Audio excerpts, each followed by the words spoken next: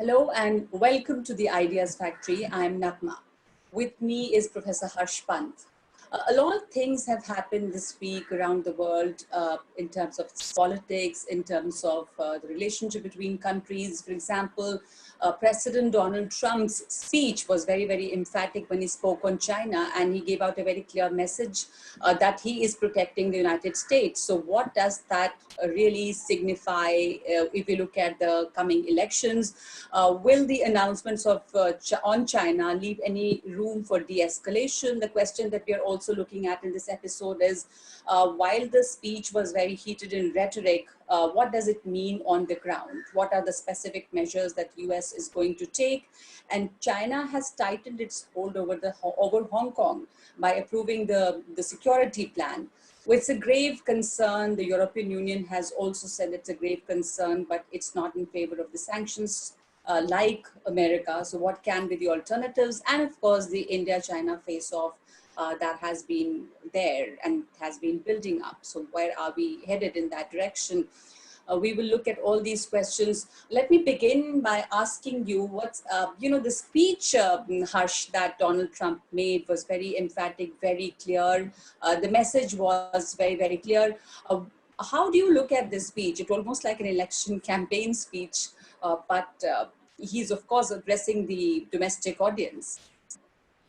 Yes, I think something quite extraordinary seems to be happening in the US political landscape.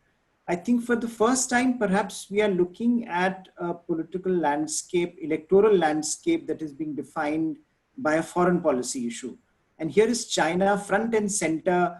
And I think Mr. Trump's entire campaign is now, revolves around the narrative around China and how he's framing that issue with his base, with his larger American constituency, and to a certain extent also putting pressure on his opponent, Joe Biden, because I think the tightening up of rhetoric and the hardening of rhetoric and the tightening up of sanctions and other measures vis-a-vis China puts the Democratic opponent, perhaps gives him very little room to maneuver.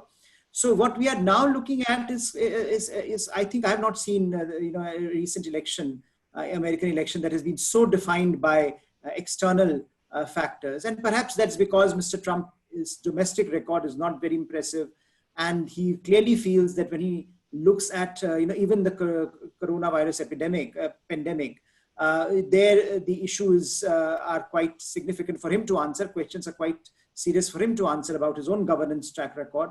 So clearly, by focusing on China, he can rally his base. He can drive out a message that not only China is responsible for this particular pandemic, but also for a lot of things that are going on in the world today. And therefore, nailing it on China is a very important message, is a strategy that he's crafting, which I think we will see more and more of it in the coming days, because China is not going to stop. And I don't think Mr. Trump is going to stop. So when you look at this particular speech on Hong Kong, and also, mind you, the complete change in America's relationship with WHO, almost cutting off all ties with WHO, making it very clear that America would be it's the single largest contributor to WHO, is now moving away from WHO to other health agencies. This is, I think, quite a dramatic shift in terms of how the global health politics would move, how global health institutionalization would look like, whether we are looking at greater fragmentation. But I think it is also targeted at China. If you see his statements, they were all about China, how China's control over the WHO led to its debacle. And then, of course, going on to Hong Kong and making it very clear that the unique status that Hong Kong had enjoyed, the trade privileges that Hong Kong had enjoyed, would be coming to an end. But I think, Naghma, what he has also done, he has left enough flexibility for himself. He has not clearly defined what he's going to do. He has said we would be beginning to take certain steps, but how those steps are going to get operationalized, how those steps are going to be, as you pointed out, what impact they're going to have on the ground, still remains to be seen. So thereby leaving for himself some room to maneuver. So you're basically saying that all these China announcements leave room to de-escalate the tension too. He's made very strong statements. He's also said that China pressured the WHO to mislead the world. China has ripped off America for a very long time, especially in the previous regime. It violated its promises to the US. So, which is why, though a lot of specific measures are not very clear, how is it going to translate on the ground? What specific areas are being targeted? But to begin with, when we look at the decision that there is now a ban on certain type of Chinese students to enter America because he's accused them. There has been this narrative and the talk about the stealing of intellectual property rights. So, how do you look at that? Is this going to? It's a big step. Is it a big step? Is it going to affect the China and America relationship, or is it going? How much is it going to affect China? If you look at the number of students who do come in, or research scholars who do come into the United States for that kind of research. I think this was, this decision in particular, the student decision, the research scholars and how they engage with each other. I think that has been one of the unfortunate aspects of US-China spat. But I think it was coming, because clearly the narrative was that, look, a lot of the intellectual property theft that is happening, a lot of the troubles that are emanating, China is targeting intellectual property in the West, especially in the US, and that needs to stop. So while what Mr. Trump has, enunciated these traveling restrictions, on the one hand, he has said that there will be some travel restrictions going forward on some of the officials, both from mainland China and Hong Kong, who are curtailing the freedoms of Hong Kong. So again, very vague in terms of assessing who these officials would be and how those officials would be targeted. But I think on more specific terms, he is almost, I think, the travel restrictions on students, on research scholars, which is going to affect, my sense is around 1 to 2% of the student population at the moment. But that can be expanded. But I think this is going to be very targeted. This is going to be targeted at certain, certain subjects, technology, science, etc., where the danger of intellectual property theft is high. And I think this is going to be, in some ways, for China, that has relied on the best possible education worldwide, and especially in America, because America still remains the cutting edge of technology and education in that, in the sector. This would be a major setback. But if you link this up with the kind of restrictions that can potentially come into place in Hong Kong, that might also be, if you are a Chinese policymaker, that might trouble you, because Hong Kong's special status allowed China to do certain kinds of trading via Hong Kong, which otherwise it would not have been possible for it to do. So that special economic status, that Hong Kong is emerged a financial capital of the world almost on par with London and New York, that was quite extraordinary. But that was premised on, as Mr. Trump said, one country, two systems arrangement.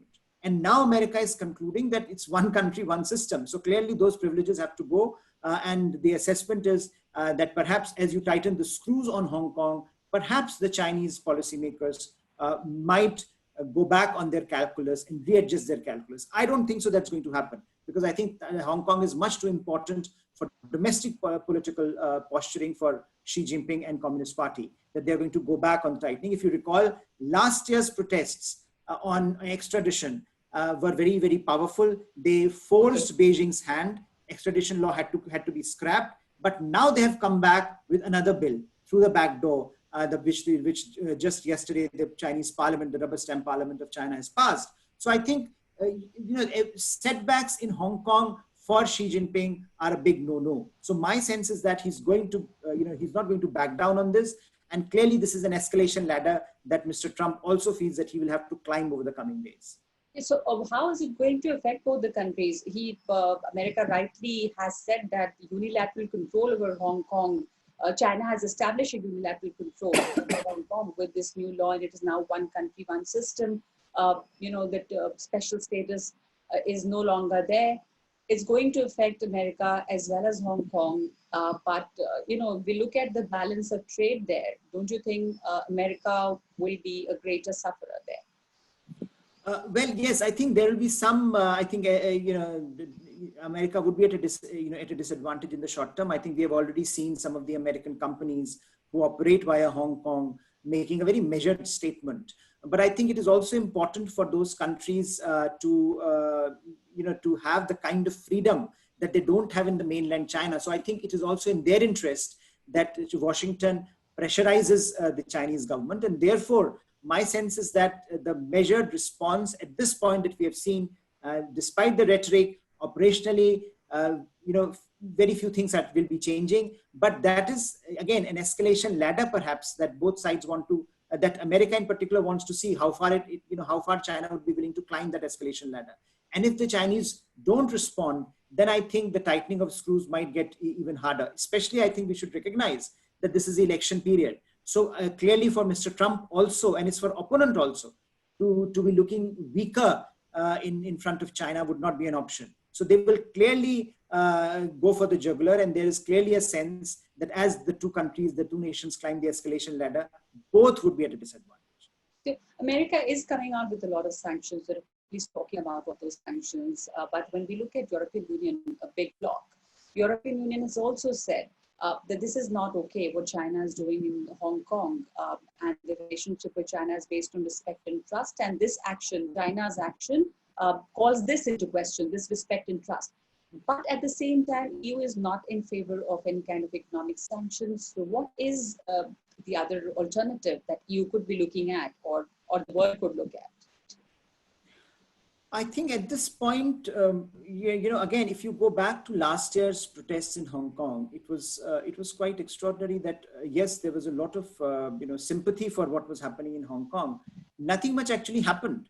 No one really put pressure on China to do much about Hong Kongers at that point in time for the extradition bill. It was the power of the Hong Kongers themselves that put China on the back foot, and therefore they had to scrap that extradition law. So I don't think the world at large has been very responsive to the problems in Hong Kong, especially about the political freedom.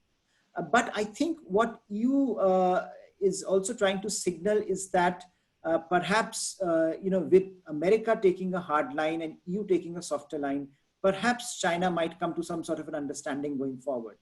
It's not.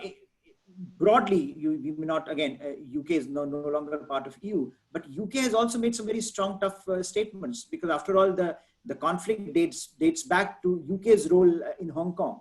And UK has said that all those who have what they call as British national overseas passports can, in Hong Kong, can eventually have UK citizenship if this law goes through. And clearly, therefore, upping the ante vis-a-vis China, and China has been very annoyed and very angrily responded to this. So because China is saying this is not possible, all these Hong Kongers are Chinese citizens, and therefore UK has no local stand-by. But clearly UK is saying that if you go by the commitment that China made in 1997 for one country, two systems, and if that commitment is being flouted, then other countries can have a voice in what is happening in China. So therefore there are other countries as well who are playing. Who are entering into this discourse. You have Canada also responding very, very aggressively. But again, Canada, EU, and other countries, Australia, for example, they have voiced their discontent. But I think their leverage vis-a-vis China is not that high as that of America. So America is using that leverage in terms of hard power, in terms of hard sanctions, whereas EU is trying to use its normative framework to put pressure on China. In both cases, I think it's not going to work. Yeah, so the UK and US have managed to bring it up in the UN. But like you said, the world has been not really muted, but not very vocal as far as Hong Kong is concerned and China's aggression there. But it's not just China's aggression there. China's aggression in general, which we've seen has been on the rise. And let's look at what's happening at our border, the India-China border, and the current face-off, which be going on. We know that there hasn't really been any military briefing or a very clear government briefing, but so that's why there is speculation galore. But we know that the situation on the ground hasn't changed much, the intrusions from the Chinese side. So when we look at this border standoff and the aggression there, I mean, how do you look at this conflict vis-a-vis China's political aim? Because its aggression is increasing in all directions, especially at this time. Yes, I think it's quite extraordinary how many fronts China has opened for itself, from Taiwan to South China Sea to Hong Kong to America's trade war with America, and of course with the border with India. There are multiple fronts that China seems to have opened for itself, and for us, of course, it matters that we are having this problem in the Sino-Indian border. And for a long time, the narrative was that, look, this is a highly undemarcated, contentious border, and therefore transgressions happen from both sides. Eventually, they are localized; they get resolved at the local level. Now, there is some merit to that, but I think in this particular case, increasingly we see a larger strategic logic to what China might be doing, and given what China is doing elsewhere, given how China has sort of externalized its internal problems post COVID-19. One has to take that into account as one assesses the situation on the border. Two things have happened. One, India's own ability to project power on the border, on the borders has improved. So that ability, that improvement in its ability means that Chinese soldiers would be seeing Indian soldiers on parts of the border that they had not seen in the past for almost decades. So suddenly now, because we have a better infrastructure, we are doing more aggressive patrolling. There are Indian and Chinese soldiers are doing face-offs more often than not, than in the past. Then the other element is Chinese domestic insecurities, which are being reflected here, which are being projected here. So clearly, if you combine the two, it makes for a potent mix. And the fact that local engagement has not yet resolved this dispute, and local engagements, local commanders have been meeting very, very regularly and trying to diffuse the situation, but it has not worked so far. So this means that something at the strategic level is being mapped out. Now, two things I think are give you some hope. One is that we have seen rhetoric coming down over the last few days. You have the Chinese ambassador to India speaking about how the two nations need to work together, their differences without the use of force. You also had Chinese foreign ministry saying that we are in touch with India. We are working towards resolving dispute. We also had Mr. Trump's mediation offer, which was rejected by both sides, and both sides said we are in touch with each other and we are working to diffuse the situation. And I think that gives you some assessment that the two sides are engaged regularly, even at the highest levels in terms of resolving this problem, as it should be. But what is, I think, troubling is that even if this problem at this point gets resolved, this is not going to be the end of the larger problem. We have seen over the last few years how border keeps coming back to the boil again and again and again. Over the last few years, every year almost, we have seen this happening. And in the context of the larger global framework where China is emerging as more of a power, as more of an aggressive power, I think India will have to build up its deterrence capabilities much better than we have done. We have improved, but we need to make it clear to the Chinese that there are certain red lines, and those red lines will have to be respected for the larger relationship to prosper, which Chinese interlocutors keep telling us again and again, that India and China will have to work together. But we can't work together unless we also have some kind of stability and hope on the border question that eventually two sides will be looking at an amicable resolution of this problem. Very well, like you rightly said, that even if it is resolved this time, this is a bigger problem which is a recurring problem. So one has to look at that, and a big reason for this is a more aggressive China, the way it's emerging, which is, of course, Trump's mediation offer was not very welcome by both the countries, and US and China have a lot to settle first before he can offer to mediate. But thank you so much for that discussion, Harsh, today on this episode of Ideas Factory.